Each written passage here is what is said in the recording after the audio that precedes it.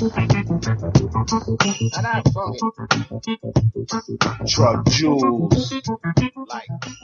All right, awesome. We'll work on that cadence there. But ladies and gentlemen, welcome to another episode of Geek Down here on WEMF. I am Pat B. For the side of me, crinkling papers, man, Black Adam Willis. Yes, sir. How we doing, Patrice? I'm okay, man. Still working out some kinks. Yeah. Well, it is Monday, you know. And it's Monday and I'm kinky, can I say? Monday. All right. I look over to the right side and I have Rick Olive in the house. What's up, people? Olive oil to represent. Olive oil. Yeah. All right. This is the guy with the mesh net. Don't hate, man. Don't hate on my night gear. Okay. Your mom right there. quoted it. You're all guilty. Stop. Bam. That's what's up. That's what's up. That's how I stay warm in the wintertime. I don't see how that protects between a skull cave and the sword. This dude. Hater. And across the table, we have a man, Just Johnny. Yep. Hey, looking extra serious over there. Doing God knows what on that laptop. Ain't asking no questions. I'm staring at bunny photos. Okay, yes. We don't want no part of that. Ladies and gentlemen, we have an action-packed, fun-filled show for you. We have news. Actually, no, we don't have news. Not tonight. News sucks, but we have reviews. Yeah, let's stay away from the news, actually. Man, you know, we stopped doing news a while ago, and I'll tell you why. Just give full disclosure to the people. It's like every news story related to like geek culture and fandom for like a span of like dying, for like a span of like 8 months straight. It was either a death or hey, this new product's coming out, buy it. Another death, or like somebody's like a rapist, sexual predator, or somebody like seriously. And if it wasn't that, it was Trump or someone else trying to shut down some organization. Even now, if we try to do the news stories, biggest news stories are Trump is saying video games cause violence. Let's get rid of all. Are you for real? From the guy who just had an affair with a porn star. Seriously. Hushman. Yeah. It all got too damn depressing, but we just can't do it. But we have an awesome, fun-filled show for you, not related to that. Dude, we're talking about Stabbity Bunny. This project started out as a Kickstarter, and now it's like an official indie book that's available in your Comixology and all the proper. Great name, too. Comixology? I know, I love it. Stabbity Bunny. Stabbity Bunny, yeah, for real. Also, my man Black Adam is going to talk about Annihilation. And apparently it's deeper than what we heard. What'd you hear?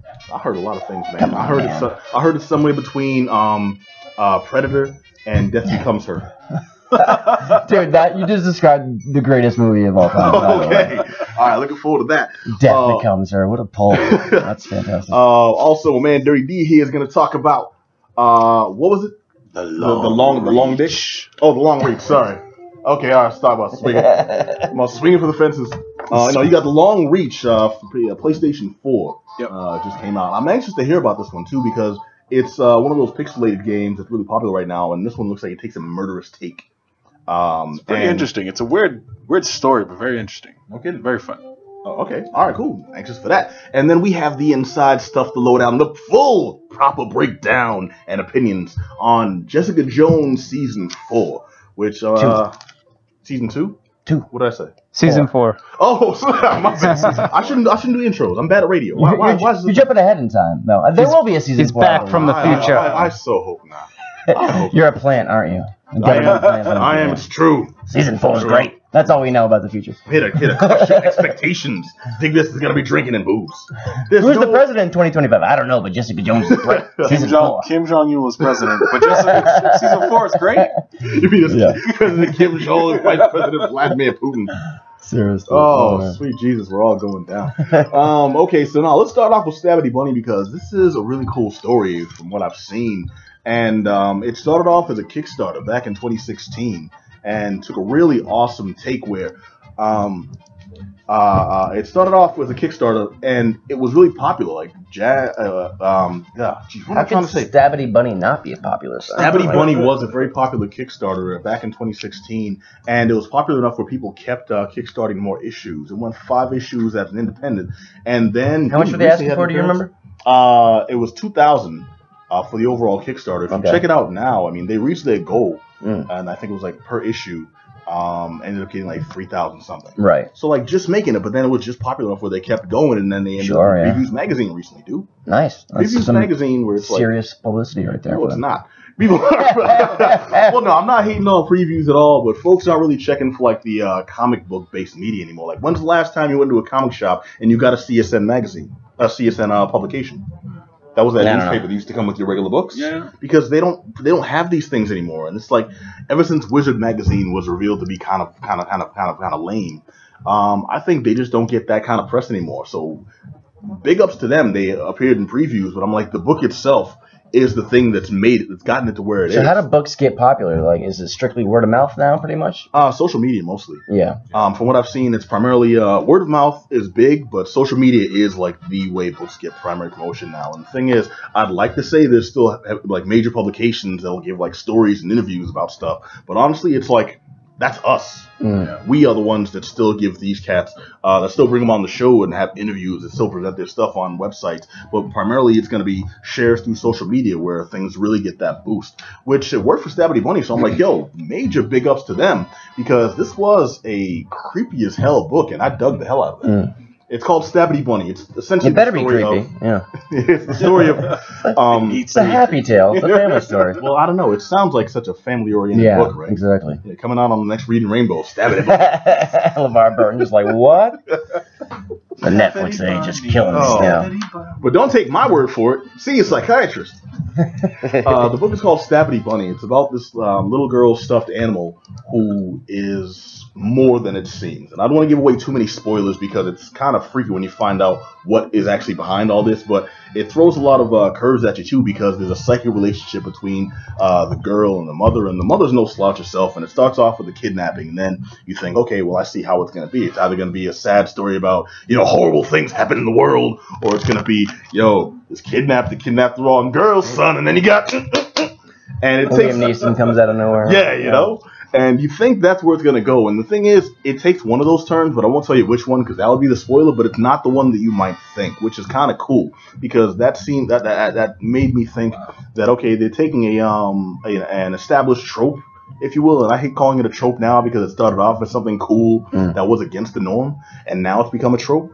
Well, anything that becomes popular is bound to be beaten to death afterwards, you know what I mean? That's true, but I mean, damn, that means everything's just like doomed to... Everything, yes. Yeah. You're right. All right, that mediocre story, Avengers, I mean, shoot, we saw how that went. Yeah.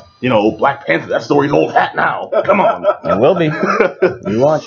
No, but, okay, well, hopefully not, because Stabbity Bunny was good, man. I'm giving this a thumbs up. I got to keep the review kind of brief because we only checked out a couple of issues. I can't really review this on the merits of reading the old books, even though it's the same story, because if someone checks out the review for this one and they feel their opinion changes down the line, then it kind of makes us look like a-holes, doesn't it? I refuse to be looked at as an a-hole. Yeah, but if you're reviewing it honestly from the earlier book's perspective, doesn't mean you're an a-hole because you don't have... Well, no, I'm an a-hole for so many other reasons. So many other reasons. Yeah, keep things in perspective. Right. No. This actually has a lot of merit, dude. It's creepy as hell, and it's not a directly horror book. It's more of like a creepy thriller type story. Well, it's good to see a book like this kind of, start really slowly, like, you know what I mean, kind of unknown and like build its way up, and then get widely popular like that. Oh, absolutely. We're talking about on the show. Also, one thing I like premise though. If you read the background on what the story's about, it's a great idea actually. Oh, definitely. It's it's really something that I would want to read just by reading the synopsis on the back. Like, oh, wait, I didn't know you were an indie comic reader, brother. I read a bunch of different comics, man. I get comics delivered to my house, and I got comics out. Is it Enigma wrapped in a riddle, wrapped in that hat? I'm a jack of all trades when it comes to geekdom, I guess. Okay, hey, no hatred, brother. Look where you are. I know, right? All right, no, wrestling action figures from like the 80s. Y'all can't see. We have quite the selection actually up here. As we point the things off screen. If you watch the old show, we actually used to have them displayed behind us. While we did the broadcast, and then we'd have them a few like lined up on the table. I don't know why they changed the layout. Well, they got too distracting because I would use them to fling across the boards, which is probably not the best thing. No, you're right. Those that and the gum. What happened to the gum? The supple form of Hacksaw Jim Duggan was too much. The 100-year-old gum that was. You're the only one that ate the gum. Okay, well, didn't eat the gum. I bit into the gum. Yeah, we're veering off the topic a little bit, but if anyone's familiar with the Geek Down, this show in itself, we used to have all this like weird old paraphernalia just around the studio just cuz.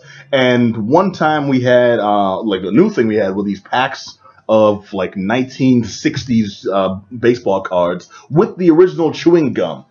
from the 60s. And this man, of all people, Black Adam Willis, Mensa candidate Black Adam Willis, is the only one that figured, we got some gum here, let me chew some. Surprised I have teeth, yeah. Yeah, he bit into this like 40-year-old shard. And it's like the clip from Ren and Stimpy when he bites into like the nails, like teeth just crack out of it's just like that. Turns to dust right away. I'm sorry, man. We don't mean to laugh at your pain.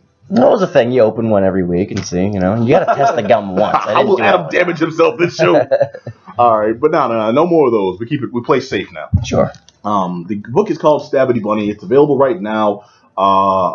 It's available digitally. I'm not sure what the actual complement in your local comic book shops will be, but they will continue the series. So we'll go beyond the original 5 issues and be an ongoing series, which I'm jazzed because, dude, the artwork was amazing in this. It was beautiful. I'll put up some pictures on the post show, but it fit the theme and it was just like vivid colors and all this. They didn't half-ass it, and also I like where the story's going. It has like a really dark tone. And I think Stabbity Bunny, it's going to be like a comedy book, right? And this thing was murderous. And I really want to see. Also, I want to see more just gore. I'm sorry. This really seems like a book that would cry for it. And I'm hoping that they take it to that level. And when they reach issue 15, I want to see just severed heads on every page.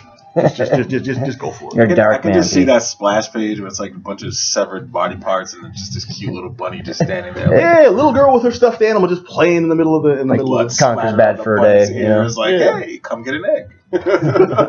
All right, so Stabbity Bunny right now, if you want to give to the Kickstarter, I think they still have they're still just accepting donations for you want some extras, you can check it out. But Stabbity Bunny available now. I think it was $3.99.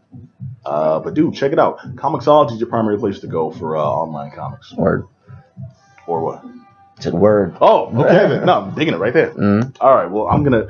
We'll consider that the tag team pass. Cause I'm gonna hand over to Black Adam Willis. Dude, you got to check out Annihilation, which looks pretty wild, man. It is wild. That's the best way to describe it. Well, I want to hear how it ties in and becomes her, because this was intriguing. I'm sorry, your review, man. It's such a good review. Come on. This is. I'm struggling with the way to kind of talk about this movie because it's something I want to chat about with people that have seen it, but if you haven't, I don't want to give too much away. You know what I mean? I don't want to sit here and expound on all the. This is what challenges us professionally. It's a very, very heady movie. It's very trippy. It's bound to be a cult classic, I guarantee. Really? Directed by Alex Garland, who did Ex Machina. I think we reviewed it on the show a while ago. Basically, this is a movie where one of the first scenes you see this comet hit Earth, and then it creates this zone. It's known as the Shimmer. And inside the Shimmer, basically the rules of physics, all of reality, biology, everything starts to warp and change. And there was a military group sent in there to explore it, led by Oscar Isaac, and all of a sudden everybody disappears. And she was the husband of Natalie Portman. And then he comes back, and then she gets sent out on an expedition to explore it again. Does that make any sense? Yeah. Everybody's this zone that they can't really explore. Does she have some type of specialty to be able to? She's like a biologist. You could find your husband.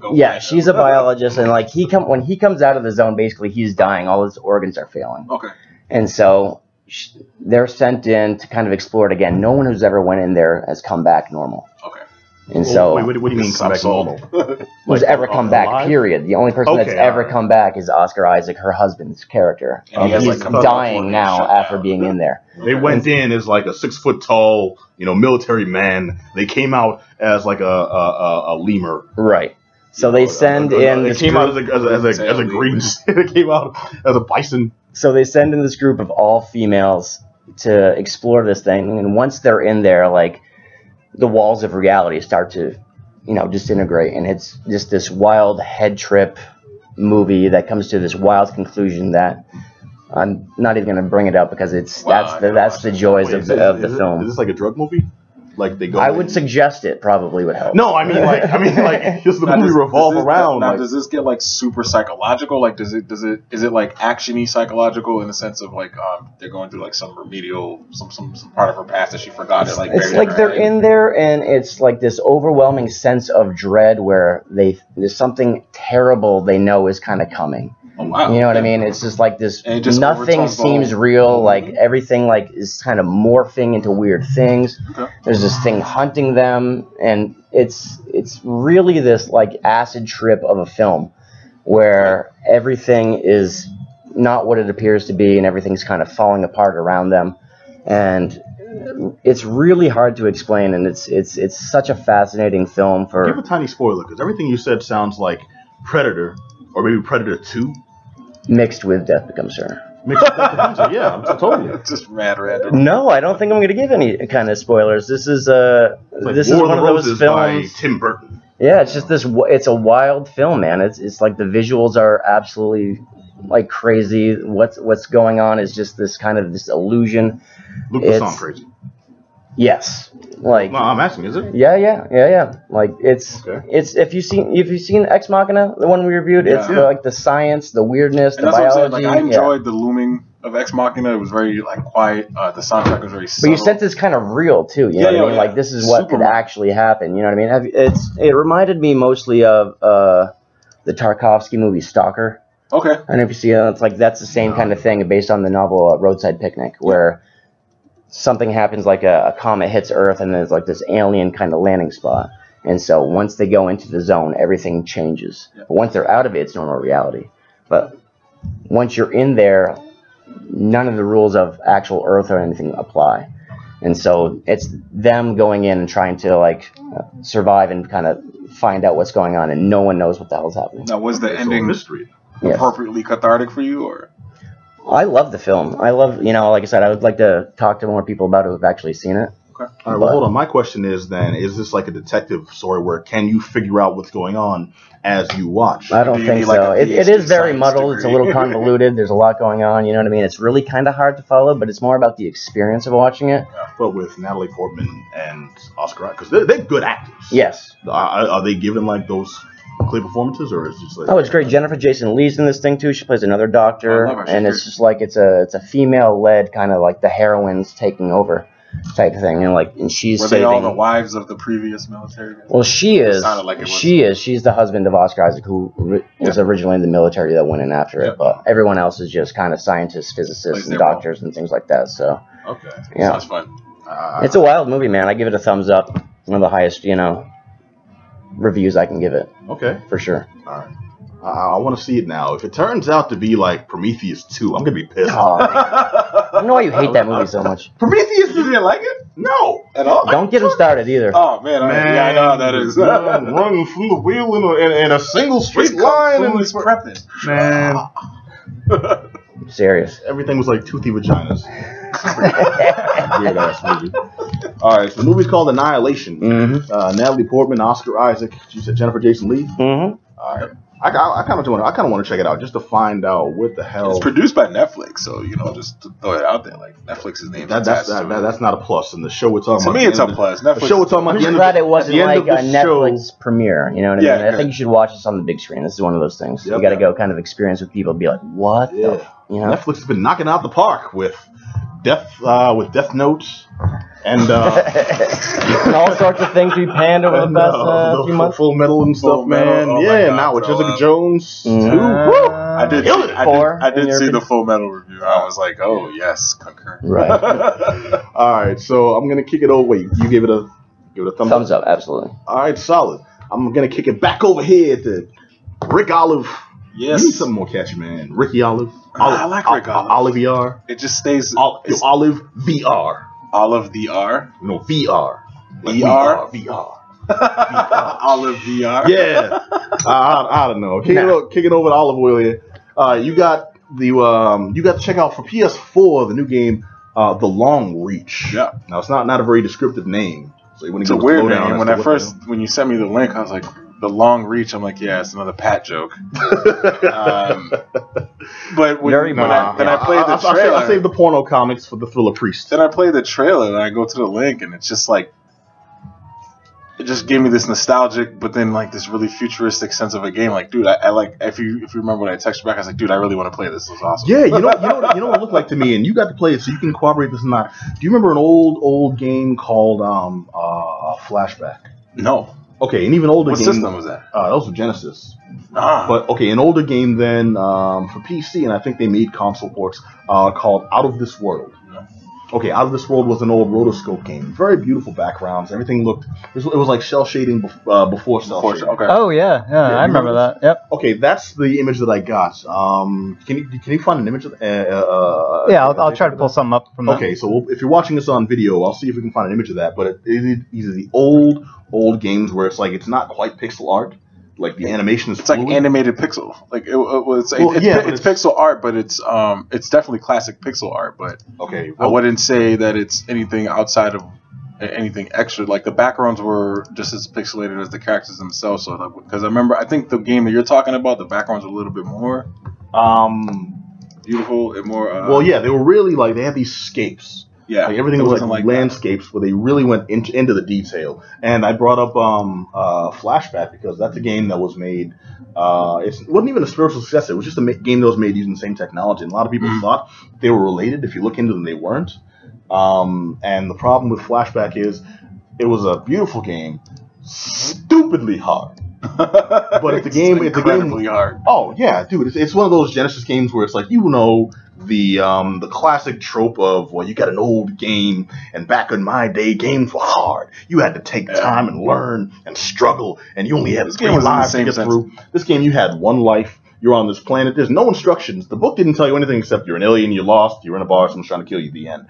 And you could do cool stuff, but you could never live long in the game to learn cool stuff. Yeah, dude. It's a game where I'm first talking about Flashback. I mean, but it's not even that. The long reach is pretty similar to that in the sense of, except you just have save points and checkpoints now. Oh, well, you're gonna spoil it. Shit. It's considered. Right? It's considered an action. It's considered an action survival horror.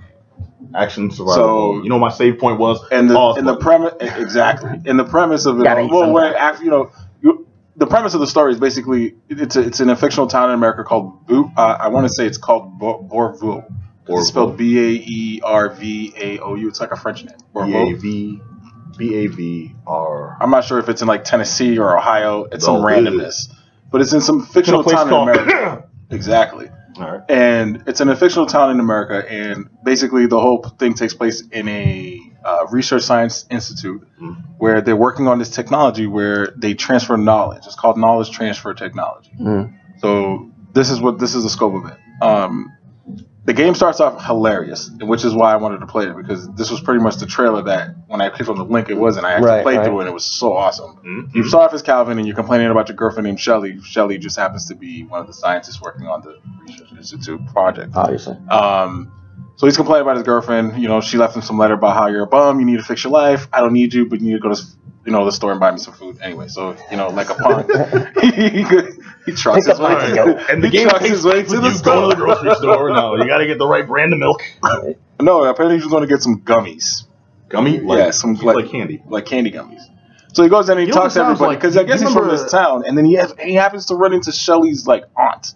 And he's having this, and he sparked this great conversation about how, she's such a good girl. She's like super strong woman. She's gonna lead the way. And he's like, yeah, she's also blah blah blah. I don't want to say the word. It sounds like Shenmue, where you can an object in the game will be, you got to ride the bus to the corner store, and then you got to pay for the goods, and then you ride the bus home. Shenmue though, a lot. Yeah, Shenmue was okay. Shenmue was great for the cast. It was a Dreamcast. It was a Dreamcast game. It was one of the originals.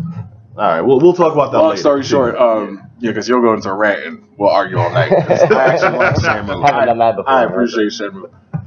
For what it did. So basically what happens is something goes wrong, like every movie or video game with a research institute working on some new technology.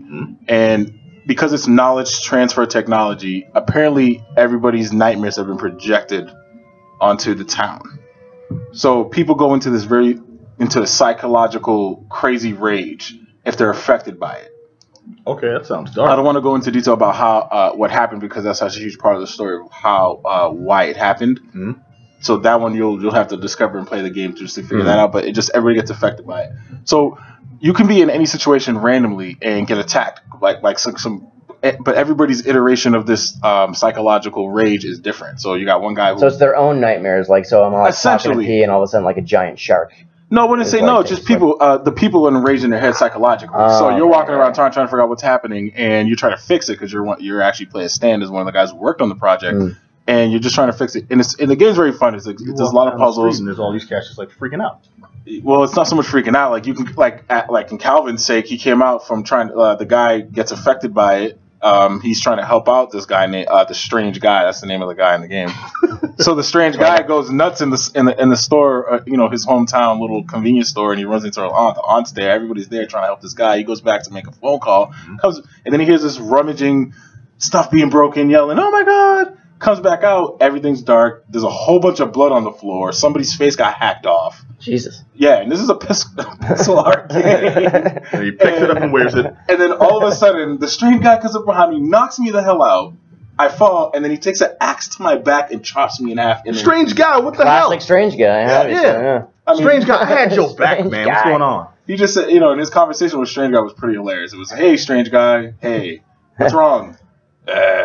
Okay, I'm gonna go into the back and get some help. I'm like, so you just walk away from the Strange Guy who didn't answer you. Like, all right, I hate to live in a world. Don't ever turn your back on. No wonder Shelley left you, Calvin. No wonder Shelley. Seriously. But the game moved forward. After that, I love the intro. The intro captured me, and I loved it. And moving forward, the game goes right into the research institute, where most of it takes place. And you're just basically rummaging around this huge facility, trying to figure out what's going on, trying to solve the issue. You pick up random items, and everything you pick up pretty much has a use. A bottle of water can potentially be of use down the road. You just have to keep it in your inventory. You have to look for certain keys and whatever. While dodging people within the institute who are enraged and psychologically just psychotic, and you can walk down the hall into another room and some guy's eating somebody that he just killed. Look at this. And the side, I passed by the mess hall. Someone is enjoying lunch. You just Pepper with extreme what was violence. really good about this game was the audio in this game was great, and the soundtrack was perfect for the setting. Like the eerie music, it was very like 80s eerie, style Like music. Stranger Things type of soundtrack? Just a little bit, like maybe closer into the 90s feel of like some type of a horror film. Like it just had a really sound, like kind of synthy, soundtrack. You know what I mean? Synthy, like Friday the 13th, but the later ones. Yeah, the later ones. I would go in that range. And the audio was just great. I mean, when you hear the guy eating the other person, you hear guts being moved around. You hear crunching, bone cracking. I'm like, that's pretty good audio. I'm in this game, and you can hide, which is great because obviously, like you come into a room, you can turn on the light, and it's very interactive. Like for a pixelated game, it's very interactive. Everything's around. Someone with that word, huh? You like I know. I have a short for Episcopalian game. I have a short tongue. That's a problem. It could be a real thing. It's true. I got. My son has it. My son has the same issue. Like I was like, dude, you're born with this. My gift to you. All right. But the game was fun. The puzzles are great because you're scaling different floors, so something that you need on the fourth floor of the institute can be needed and used down on the first floor, then unlocks another level of the game, and then you're moving forward. The only thing I didn't like about the game was just the dialogue. It was really slow. And are you reading it or are you hearing it? You're reading it. And there's like just sound effects. That's all you get in the game. It's music, the background music, the sound effect, the opening of doors, the closing of doors and stuff.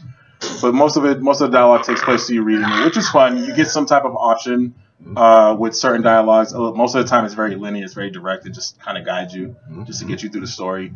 And then I'm leaving it there because I'm halfway through it and I actually enjoyed it. I'm pissed that I didn't download it from my Vita because it's something I would love to play on. Wait, can you do that? Yeah. Like if you have a Plus account, you can be able to like move stuff. If it's compatible, you can move it from back and forth. And it was announced for the Switch as well, so you can get this on PS4, you can get this on Switch, you can get this on Xbox One.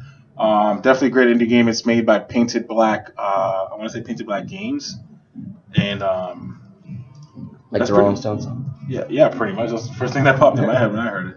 And that's pretty much it. Like that's my review. I give it 2 thumbs up. It's a great. The puzzles are pretty interesting. Like they're puzzles, and then like they're logical puzzles. Like there's logical solutions to the puzzles, but it just takes time for you to you may need like this piece of wrench, but the wrench is on the 5th floor, so you won't know the wrench is in the game. That's why you're collecting all these things. So you have to go around. I got you. And then you put it together, and it's pretty fun. And I don't know how long the game is, but I'm pretty sure it's long enough to enjoy it. How long have you been playing it so far? I got it on Saturday, and I gave it a good 6-7 hour rush. So I'm assuming I'm halfway through it. All right. So, Now, you know. you haven't mentioned like how you operate in this game offensively. You said Offensively, this dude gets, there's a lot, but you get weapons. You get to pick up like a pipe, obviously. Like you get a bunch of stuff. And Yeah, weapons. so you- after you the smoke up- action is after you smoke up. They definitely needed it. You attack, but it's a lot of running because once they're in psychological rage, they're like uber powerfully adrenaline rush characters. So Like 28 Days like I Later told you, style. Calvin walked out of the back room. The guy just came out of nowhere, bashed me in the back of the head. Strange guy. I'm sitting there like, strange guy, you didn't even give me 5 seconds to defend myself. That's awesome. And then he hacked me with the axe. I'm like, wow, strange guy, that's pretty cool. So Can you know, you defend, or is that just part of the no, story? that was just part of the story for that piece. piece. Now, once the game, once you get full control of the main character stand and you play the game, you definitely get to defend yourself. You just have to be realistically thoughtful of your approaches in your battles. Because again, they're in an adrenaline race, so like they're gonna overpower you in a second. You're like halfway scared through the game, so you get to defend yourself with a pipe. I did a lot more hiding than I did fighting, but when I had to smash somebody's head in with the pipe and wipe them out real quick, I did, and it was fun. It was very gory. Why you say it all banal like that? Well, when I had to smash someone's head. I think with I'm the pipe, desensitized. like, I play so much violence. bash someone's head. Yo, it came out their mouth. This dude, strange guy, came up. Got to put hands on me. Strange, Put yeah. hands on him. This dude won't play rough with hatchets. Yo, take this. I think Calvin forgave the strange guy because strange guy killed his girlfriend's aunt. So I think he was a wash. Okay, so it's like you take out the mother-in-law, suddenly you get brownie points. And it's like I can take a little punch in the back. You of should the have head. read the letter though. It was pretty bad. Man. Get a life, but go buy me some food. Like, oh yeah, really, Shelly?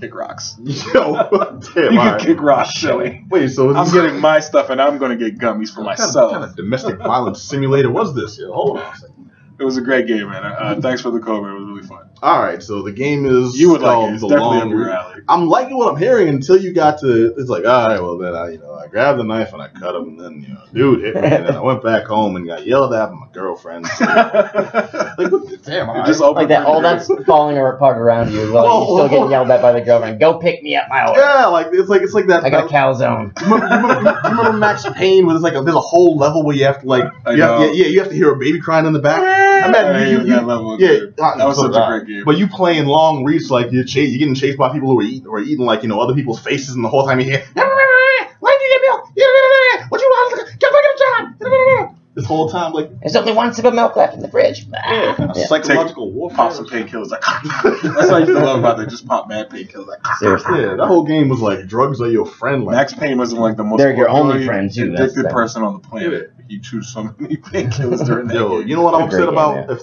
they do the long reach like they did Max Payne with a movie star, and like, it probably wouldn't be Wahlberg was in the movie, wasn't he? Yeah, it was Yeah. Wahlberg. It was horrible. garbage ass movie. So This garbage. dude- At one point in the movie, this dude like gets up. He takes those painkillers, gets up. He's standing outside, roars, Breeze, and like two buildings flames, behind him yeah. blow Yeah, up. what Like, was up tell with me what- you know what? What Just I'm throwing it out there. What was up with like the supernatural aspect of it? Max Payne? Yeah. I don't know Well, where the they whole were thing going with that film. Like Well, I can't so remember. I just remember there confused. being like some type of crow lady. I'm like, where the hell did that come Okay, from? well, the game at least. I can't speak for the movie. You know Yeah. that mess. The game, he's dying, Yeah. and the thing is, he's like he just needs to stay alive long enough to kill the people that killed his Yeah. family. Yeah, He's like he's dying completely the whole okay time. with being on the way out. Yeah, and the Yeah. whole thing, he's drugged out the whole time. He's bleeding to death the whole time, and you just have to live long enough to take these fools out. Yeah. And somehow, I need to kill like the junkies that broke into my house. Starts off with that till suddenly I'm taking out the mafia and I'm using the environment And the to work my police, way yeah, up to like that's the right. corporate. Yeah, it finishes in like this Jackie Chan end scene skyscraper where it's like you got to shoot off the warehouse. what do you call it, like a radio? You got to shoot down like a radio tower, so it like breaks the so like lands on a helicopter, and a dude comes out, and you fight super soldiers. It's like, where did this thing go completely left? Where it's like It turns into Die Hard real quick. not even Die Hard. Die Hard would be like, Die Hard, this dude's afraid of death. Max Payne is like just popping pills and jumping off buildings. Like, what kind of? With the Okay, black no, I leather guess, jacket, and he's got the bat, and he's hobbling around. Yeah, the whole time he's Right. stylized. The whole time he got them gaiters on, and this leather jacket that never gets scuffed, never gets dirty, never gets yeah. Serious. Max Payne, great game. Really horrible. All right, so we're talking about the long reach, spiritual success of the Max Payne. No. The We're doing long it a reach it actually does disservice, sound yeah. pretty good. It's for PS4. It's available now. Pixelated gore and horror. Well, actually, is it horror? I didn't even ask that. It's horror. It's horror. Okay. Considered a horror game. It's got actual a cool survival horror guts game. sound, he said. So it's, Yeah, that's the thing I asked about, man. You kind of glossed over that because it's like you you're in this place and you just hear like. Well, it's like you shift turn around. You shift into different rooms. So once you go into a door, it fades into the next room. Mm-hmm. The levels it scrolls. It's a scroller, so it scrolls. You ate so much space, but you're in like a closed space, so you just hear the guy all the way in the left side of the room eating somebody's guts. It's like munching. And it's very realistic. I'm just like I feel like they just really recorded something like this. I don't know. So I'm really good with audio. It was very vivid, and the ambiance of the music added to that, which sold it. And it was just, you hear everything. You hear your footsteps. You hear when you pass by the paper. You hear the paper go. Did you play with the lights out? Yeah, you play the lights out at night. You can. No. The only game I ever played with the lights out is Resident Evil. And I just stopped doing it. I remember when the first one came out, and that snake would come out of the fireplace. It was the attic. It was the attic, right? The attic in the fireplace. Yeah, My cat at that time simultaneously, and I was in the dark. Simultaneously, my cat at the time rubbed against my leg. I was like, "Oh crap!" Almost knowing it's like, I'm just gonna mess with him. That was like, dude, that was the first time I ever played any Resident Evil game. Resident Evil was the last time you probably my top 10 game ever, because it just gave me that much of a scare. Like, that initial feel of it. No, I don't. I never touched those things, man. I played them with the lights on in the middle of the daytime in the summer. For real, you know what got me? Nightmare Creatures. Okay, the game where you're in like the 1700s and you're being chased by. Oh yeah, I remember that. That was actually pretty good. It was creepy as hell is what it was. I wouldn't say really good. No, it was alright. Like, I enjoyed it for the PlayStation at the time. Like, it was a good game for the PlayStation. Yeah, no, you're right. For the PlayStation, also kept the lights on that sucker. No, I remember the first. See, now here's the thing. I worked backwards. I played Resident Evil and then and 2, but the first one I played ever was Code Veronica X for the PS2. Okay. And I only played that because like 3 games that I wanted to buy when I got my first PS2 were sold out at the store, and I tried to go to Best Buy, and I'm like, damn, okay, I really want something. I got to play this damn system. I got it. I know, right? What can I get? Okay, Code Veronica X. What's that? It's a Resident Evil game. Resident Evil popular. Let me give that a shot. Sure. And it came with Devil May Cry. Oh yeah. Oh, that's a great combo. Yeah. So I got Code Veronica X. Played it the first time. Those dogs jumped out of me from an alley. I'm like, you know what? Them dogs. I hated those dogs. Oh, good. It's the tank controls, man. It messed me up so bad. Well, here's the thing. It's like, okay, I'm done with that. Let me try this other game that I got, and I popped in the Devil May Cry sampler, and I'm like, yo. I'm doing tricks. I'm knocking these cats up in the air with my sword. Then I pull the gun. That was like one of the first games that had aerial combat. Yes, it was. Perfected it, actually. Yeah, made it and perfected it. Well, you could juggle in fighting games, but it wasn't like my favorite juggle. Oh, it was like you join them up there. Yeah. So like you hit that, you launch them into the air, then you jump up, and then you start slashing them midair. That was. You bring them back down, then you just keep yourself up with your gunshots. Yeah, you shoot them right up there. That was awesome. Good because I got so sadistic with this mess. I know. And once like you kept hitting them, and then it says stylish. Yeah. I'm like, this game is giving me points for technique. Yeah. Hell yeah, I'm like slaughtering this dude up. Yeah. Well, you know what's bugged out? In one of my I think it was my second year film class. No, actually, my final year film class. It was a class on giving speeches. And I gave a speech. You had to record yourself and present that to the class. I gave a speech on how to like making and then running QA on video games, and had my speech, did it in the lab and everything. And then I made an end credits reel where I used all footage from like games and I closed it out with Devil May Cry. And no one had ever seen that before because it was brand new. No one had ever seen that before. And the second they saw this dude take the sword, swipe up. And then I'm like doing all this stuff to these cats in midair. Like everyone forgot about damn speech. So you it's kind of messed up. You gave credits to your own speech. Like, what was the credits? Pat D. I credited the professor, the company that let me use the lab and stuff like that, and the folks who made the game. But yeah, say it's like one name just over and over and over. Well, in retrospect, I see it was kind of Patrice board. Yeah, but at the time, I was the man. Because everyone's like, I think I got like a B on the speech, but everyone like, what was that at the end? What was that? I gotta find out what. And I was ill. What can I say? Yeah. So modest too. I'm humble about it now. Oh yeah. Damn, we got so far off the point. Well, first of all, okay, that was good nostalgia right there. It was, but I want to check out the long reach now, mostly because it sounds like every game I wanted to play. Back when I first got like a CDI. Wow, remember that? Wow. Yeah, so all those games were like, well, you have Mario games that you play on the side. You have a Genesis where I'm Sonic running through, or I'm playing Street Fighter, and then they have these weird ass games where I'm just this figure in this random haunted house, and there's like mutants and aliens coming at me, and everything wants to eat my face. I'm like, God damn, all right, let's see what's going on here. This was before Resident Evil, so I didn't know what real horror was. I could play those in the dark. I'd be all right. I think probably the first game that really did it, and I think did it well, was the Friday the 13th on the NES. Oh, wait, that was the one where you were being chased? Yeah, Jason would randomly pop up, and he was going around the camp and killing I hated that. killing people, and you had to chase him down and kind of scare him away by throwing like rocks or knives at him. It was actually really well done, and it was scary, legit scary. No, I'm a wimp. I couldn't even play Jaws for original Nintendo. Jaws, looks like you never got there. Like he comes at him like through the controller. The game's easy up until the boat. This game's stupid. Up until the boat. Yeah, I could never So stomach hard. any of them. Damn, you know what was really scary though? Punky Skunk for the PlayStation. Punky Brewster too. That episode when she got locked in the fridge. No joke. Yeah. I remember that episode Totally got- vividly.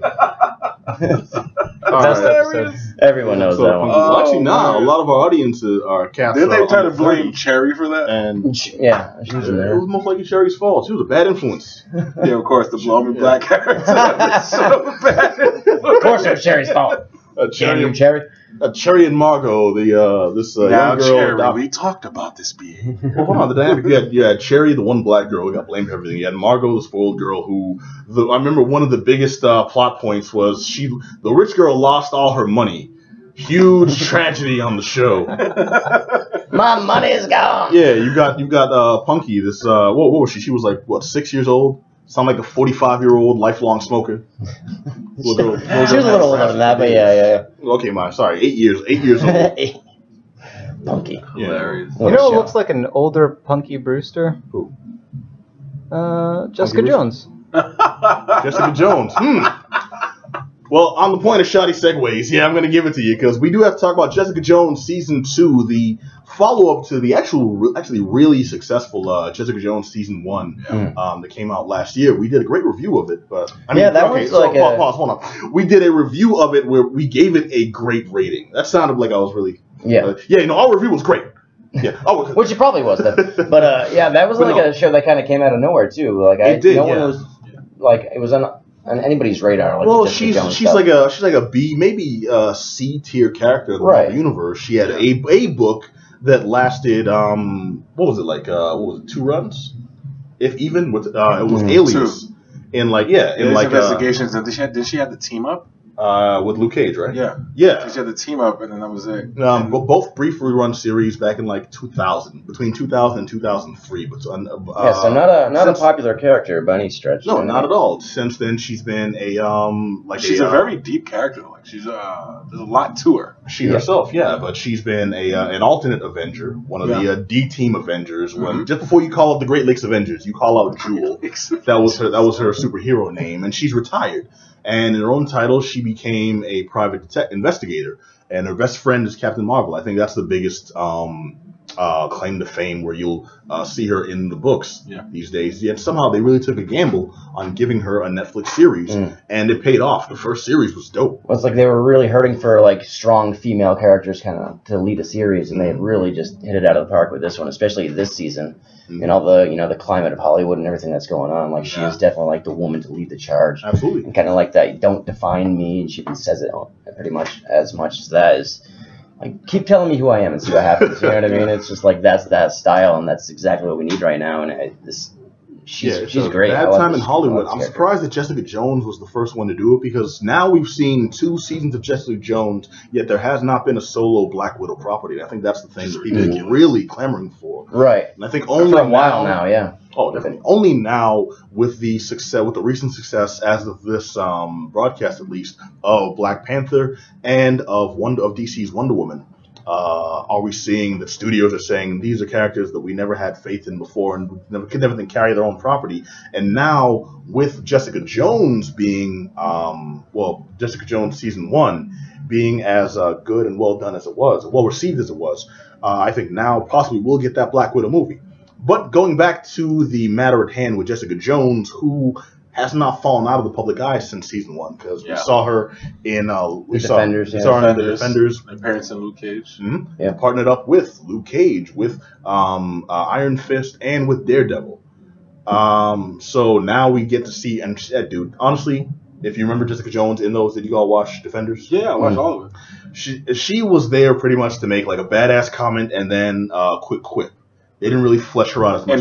Well, she's pretty much the like, I got better stuff to do, like I don't want to be here type character. You know, that's her. Like the alcoholic, like I want to get my stuff done. It's all about me, like. Which is kind of true to the character in the comics because she did go through like bouts of depression in the comic and stuff like this. So I think they captured that part of the character pretty well. And I'm not going to take away Kristen Ritter's effort on that. Mm-hmm. This season though, it's just like I told you, season 1 was great. It wasn't perfect because it's slow as hell. But once Kilgrave got introduced and they picked up the speed with Kilgrave, sold. And it was fantastic from every episode on that. It's a great villain too. You know, it's just a great, and the actor. Shout out to I forgot the name of the actor. David Tennant. How can you? Thank you. David Tennant was one of the foremost Doctor Who. But he was a great symbol for like that man. You forgot? Yeah, I did. You are dismissed, sir. How dare you? Damn it. The 10th Doctor. All right, go ahead, man. I'm sorry. I was just saying he was a great symbol for like the man, the sort of control that they have over everybody. You know what I mean? It was toxic masculinity personified. Exactly. Did you see Jessica? Jones season 1. Yeah. No, the second one. Did you watch any of the second I haven't finished it. Okay, me neither. What episode are you on? 3. Oh, okay. You've got a lot of suck to go through, my friend. It gets worse. Drawn out, man. What we're talking about is Jessica Jones on Netflix. It started off as a story of this private detective who also is a I want to say metahuman. I'm not sure if that's a specific enhanced. I think they call themselves enhanced humans. Yeah, okay, she's an enhanced human. She's somebody who actually has powers, and that you'd think would be a boon. Any story that you see involving a character who gets superpowers, suddenly their life it complicates a bit, but that's usually a good thing. In Jessica Jones' universe, that's like the bane of her existence because it's brought her nothing but like hard times and like poor, like crappy relationships. And she's had it for a while too, so she's been living with it for a good chunk of time. Yeah, she got it during. It gives her like responsibility, which she tries to avoid. For me, that's what it is. Yeah, you know, I can see that. In the first season, it was approached as a detriment that she has to deal with and make do with, and also improve her quality of life. That also evolves into working through issues with depression, working through alcoholism, and dealing with the influence of other people's addictions on her own. And also a lot of PTSD. It was a very, very intricate series. A lot of deep topics were covered, and it did a great job in presenting them with respect and a realistic perspective. And in the end, even though it was slow, we got an ultimately good show. Now with season 2, Jessica's still dealing with the fallout from the events of season 1. The relationships that she had kind of broken, some have to be mended, some are just gone entirely. And how is she going to pick up the pieces? How is she going to continue on? And how is the story going to evolve now that, spoiler for the first season if you haven't seen it, now that her primary antagonist in life is gone? Now what new challenges is she facing? And this is all that season 2 promised. And I was jazzed for this going in. I was excited. Yeah. Because, dude, I really liked season 1. I was anxious to see, after Defenders, how they would continue her previous relationships, how the characters from the Defenders would factor into this new season. How would the relationship with Luke Cage affect her standing now that she's a more public figure? And how would she be able to continue her business? She's affected the lives of other characters in that world. How would they progress? And dude, I was excited. And I also got to say, just full disclosure, and you all let me know if I'm alone in this or not, I was very disappointed in how it panned out. Really? All right. Yeah. Well, Adam, you sound like you're different, man. What do you got? I mean, I haven't finished it. That's what I'm saying. Well, from what you've seen, lay it on us, brother. Like, I think, it starts off all right. You know what I mean? It's promising. Like I said, I can't speak on the whole scope of it because I haven't got there, but it's There's no pot of gold at the end of the rainbow, man. Yeah, I guess that's what most people are waiting for. But maybe it's fitting to the character, though, you know what I mean? Because she is a very dark character. We talk about depression, the alcoholism, you know what I mean? Sometimes it's like everyone's like, oh, it's going to be okay. Like, no, maybe it's not. Yeah, you know what I mean? Maybe everything isn't sunshine and rainbows. Maybe just because you have these powers doesn't make everything okay. There's not someone to save you all the time. Mm-hmm. I'd probably actually like that more if she stays dark and stays, you know what I mean, troubled. And I like the gritty. I like her gritty attitude. I just disliked Rita's performance this time around. I feel like she kind of checked out. Yeah, not only her, but her sister and a lot of the main actors, except for the lawyer Jerry. She still put on a top-notch performance, and as I mentioned earlier, that older lady at the wig store, she was phenomenal. Okay, Johnny cracking bad jokes. If anyone's seen the she was series legitimately before, good.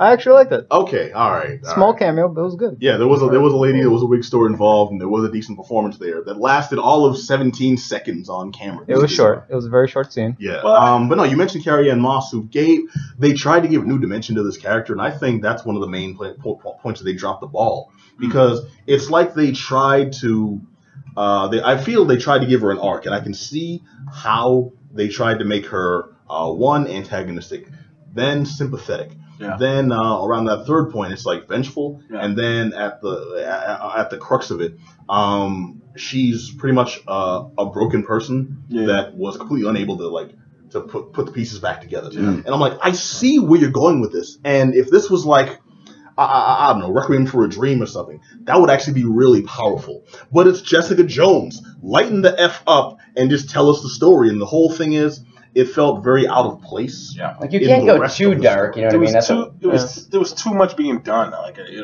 too many side stories. Yeah, too many side stories. And when the problem with that is, I don't mind side stories in certain movies in certain situations or series, or whatever. But it's when the side stories take away from the main. Right. And I got more interested in what happened to Jerry than I'm like, back to Jessica. Oh yeah, hurry up with that crap. I just want to see what happens to Hogarth. You know what I mean? Like, it was also the moment scene play that was happening where the dialogue exchange between characters felt so unnatural. Almost every single scene, it just felt stiff. With Ritter versus everybody else. Is that poorly written or is it like bad acting? I think it's the writing. This time. Yeah, and that's the thing. Kristen Ritter is not a bad actress. No. You know, and the thing is, she seems kind of stock. Like, I don't think there's a lot of range there. She seems kind of portray the same. Jessica Jones, that's a great label. Stock was. Wait a minute, Jessica Jones was the range though, because before this, she hasn't really done like deep, broken characters. She was but she has this kind of the furrowed eyebrows, you know what I mean? Like the straight, like but she got that very Cupid, she got that Cupid doll nose, offensive. man. You can't like. Oh, it's a sequel. You can't really change the main character. No, I'm just saying, like in other roles I've seen her, she kind of plays that like straight ahead, very blunt, almost offensive. Like if you want to get really deep with the dissection of it, it's like when you were talking about some of the stuff that's happening in Hollywood and how they addressed it, and they did. In their quasi way, if you remember some of the stuff that was happening with the director. Yes. So they addressed some of that stuff that was happening, but then she turns around and does like indiscriminate crap with the superintendent, and I'm like, but you just sat here and just like fought for this whole dialogue. The poor writing, man. Like, that's one of my problems with the show. And the first season, and I won't keep comparing it to the first season for my review. That's a shoddy way to look at it. I'm just making the point that the first season covered a lot of heavy topics and a lot of different points, and this felt more like they took the basis of that story and made a glorified soap opera where everyone in every scene is either having sex or doing drugs indiscriminately and kind of like out of the blue. It kind of earns my thumbs down because of that, and it hurts to do that because I was so excited for the season and I had such high hopes after season 1, which I thought was slow, was kind of a slog, but it all comes together towards the end. Yeah. And as I wrapped up Jessica Jones, I saw there's so little dimension to each of these characters where you think there would be. You think there would be just like depths. You think there'd be so much like more nuances to the performances, and then the material that they present would be like I expected a bigger payoff, a better payoff, a more well thought out payoff. And at times they introduce Foggy Nelson. He does nothing. You'd think you'd see more characters from the Defenders. This is an established storyline that they've developed. We don't see any of that. They created a universe and they're not using it. Yeah, and that wouldn't be enough to like tank something. But the fact that I felt so let down by how cheap it felt. Yeah. You mentioned there's a scene, there's a bit with the superintendent of her building where it's like there's a hate-love relationship, there's a hateful relationship, there's a loving relationship, there's a sexual relationship, there's a hateful relationship again, there's a loving relationship again, and the whole thing was, I don't know, man. It was not realistic for how normal people sort of operate. Now, I get Jessica Jones as a character as a super person that has crazy abilities, and she has like very disturbing sort of emotional type of issues with her character, and that's fine. But to see like another character who I guess his backstory is not as normal as anything, but like he recognized early on that he needs to stay away from Jessica Jones, and you know things happen, and just how these characters sort of behave, and you could see it coming up like, oh, all right, I get it. Jessica Jones and this character, they're gonna bump uglies very, very shortly, and or at least establish a relationship. This is gonna be the long-term love interest. Yeah, and but there was a lo lot and of behold, that. it actually does happen. Especially with this season, it's like an origin story. Like they're gonna basically tell you where she came from, how she got to be where she's at, but it was poorly done. Oh, very poorly done. Like you can't follow it. Like you're in episode 3, you're just starting to see the start of it, and it caught me for a second. I'm like, all right, I'm excited. I want to see like where this, because I know the origin story in the books. Like she was in love with Peter Parker. She met Peter Parker, and then the accident happened. So they follow it to a certain point, and then they deviate into their own Netflix world, which is fine. It was just poorly done. Like I couldn't follow. Like after episode 4, I fell asleep. Came back to it, and then poorly done. Like you were interested, I watched or it. like actually no, like hard to follow? Following is not that hard. Let me compound on that, because I know exactly what you're saying, and I think that I hypothesized a reason for that. I don't have any specific like the only evidence I have is that they made several changes to allow them to do different things in different parts of this universe. Jessica Jones in the comics, one of the things that affects her personality is, or I guess bounces off her personality and gives a good character dynamic, is her best friend is Carol Danvers, is Captain Marvel. But she's not introduced in this series. They replaced her with Hellcat, with Patsy Walker, her adopted sister, Trish. Right, yeah. And that's a completely different character in the comics. And what they've tried to do is they've tried to kind of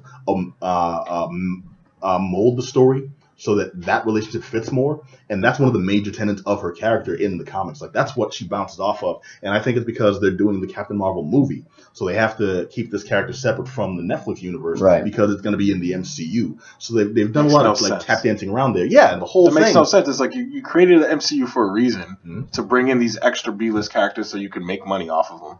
You got a great relationship with Captain Marvel. Attach it to the Netflix universe.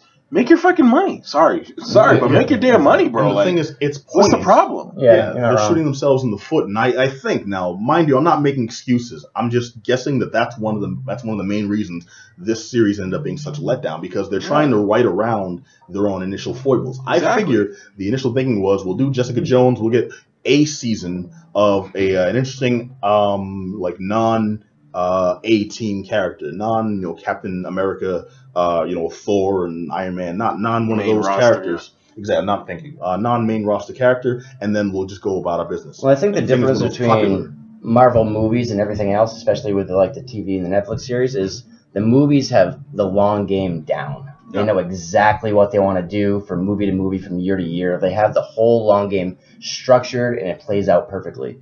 Where the Netflix series seems to be trying to do that, and it's just messing up every once in a while, and it's making a big difference. But even Marvel's Agents of S.H.I.E.L.D. has some correlation with the MCU.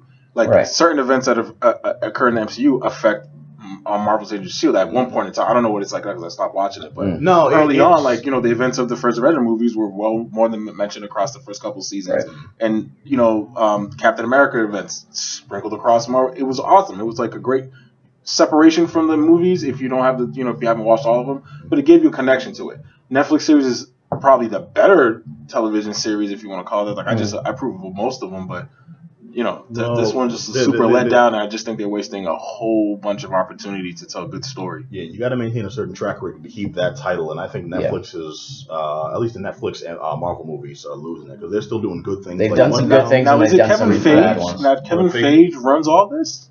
Is it Kevin that runs the entire situation? Netflix. It was. I think the problem with Netflix is that they have different teams of writers for each of the different series, and for I believe Daredevil, they had sort of like their B-list writers. Yeah. Well, Daredevil ones I think are the best, but they also wrote Punisher, the same writers for Daredevil. Phenomenal. Right. But they had, Daredevil was phenomenal. They had their B-list team sort of write the Defenders, and Defenders was not that good, and Daredevil still is the best example that they have for something that is actually worth watching, whereas everything else is either pretty good or just terrible, like Iron Fist, and now sadly Jessica Jones falls into that category, and it really comes down to the writing, because they are shifting over these writers from one project to another, and they're not sort of keeping their A team of writers, or it seems like they're not, because clearly the writing in this was bad. There are entire scenes that are just lackluster in what is going on. It sort of makes you wonder, like, why even have this scene